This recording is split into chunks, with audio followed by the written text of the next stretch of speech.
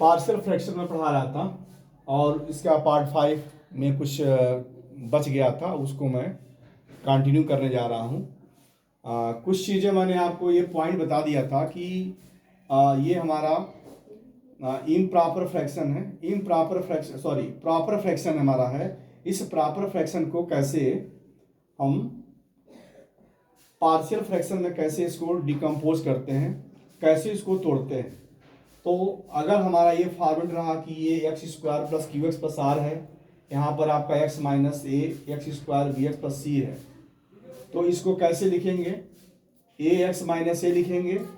और यहाँ पे थोड़ा ध्यान देने की बात है कि X square B X plus C, और यहाँ पर क्या लिखा गया है कि बी एक्स प्लस सी। ये जो सी हमारा है कैपिटल सी है, यहाँ पर ये बी एक्स प्लस सी और X square B X plus C. अब X square B X plus C को फैक्टराइज हम नहीं कर पा रहे हैं, इसीलिए इसको इस फॉर्मेट में लिख रहे हैं। इसको ध्यान रखना है कि X square plus B X plus C का फैक्टर नहीं निकाल पा रहे हैं, तो इसको इसी तरह से लिखने का तरीका होगा कि इसको इस फॉर्मेट में लिखेंगे, X square B X plus C, और ये हमारा क्या होगा बी एक्स प्लस सी। इस फॉर्मेट में आपको लिखना है, ठीक है। अब आगे हम आते हैं इसी तरह से। नेक्स्ट वाला क्या है कि ये हमारा जो फ्रैक्शन है, यहाँ पर देखिए ये मेरा जो फ्रैक्शन है वो है आपका प्रॉपर फ्रैक्शन है। इसको पार्शियल में कन्वर्ट करना है। तो अगर एक्स स्क्वायर ए एक्स प्लस बी और X square C X plus D, इसको हम फैक्टराइज नहीं कर पा रहे हैं, तो जब फैक्टराइज नहीं कर पा रहे हैं तो इसको इस फॉर्मेट में लिखना आपको। देखिए यहाँ पर क्या हो जाएगा, A X plus B X square plus A X plus B, और फिर क्या हो जाएगा कि इसके लिए सी एक्स प्लस डी और X square C X plus D, इस फॉर्मेट में हो जाएगा। अब मैंने लिखा है यहाँ पर, जहाँ पर कि X square B X plus C और C X square plus C X plus D can not be factorise. कहने का मतलब ये है कि ये इसका फैक्टर हम नहीं फाइंड कर पा रहे हैं, और इसका फैक्टर हम नहीं यहाँ पर भी नहीं फाइंड कर पा रहे हैं। इसीलिए हम क्या करते हैं, इसको इस फॉर्मेट में लिखते हैं, ये वाला फॉर्मेट है, और इसको जो है इस फॉर्मेट में लिखते हैं।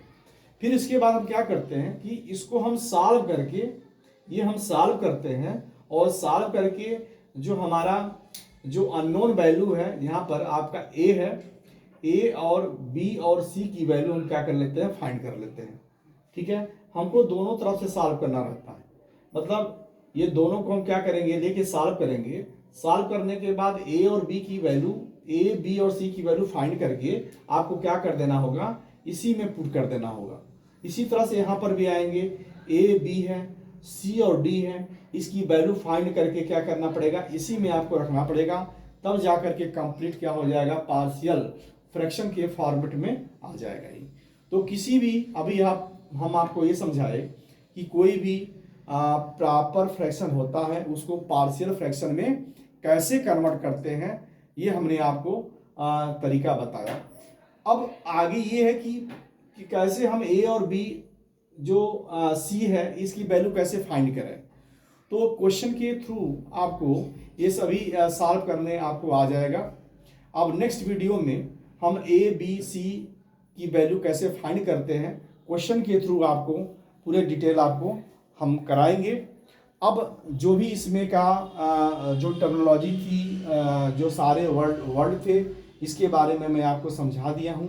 अब इससे रिलेटेड जो क्वेश्चंस होते हैं, इसको मैं नेक्स्ट वीडियो में कंप्लीट रूप से आपको मैं डिस्कस करूँगा, और इसको आप लोग अच्छी तरह से देखिएगा। और ये मेरे ख्याल से आपको ये चीज़ें समझ में आ गई होंगी, जो बेसिक चीज़ें थी, ठीक है। चलिए नेक्स्ट, ओके, और थैंक यू।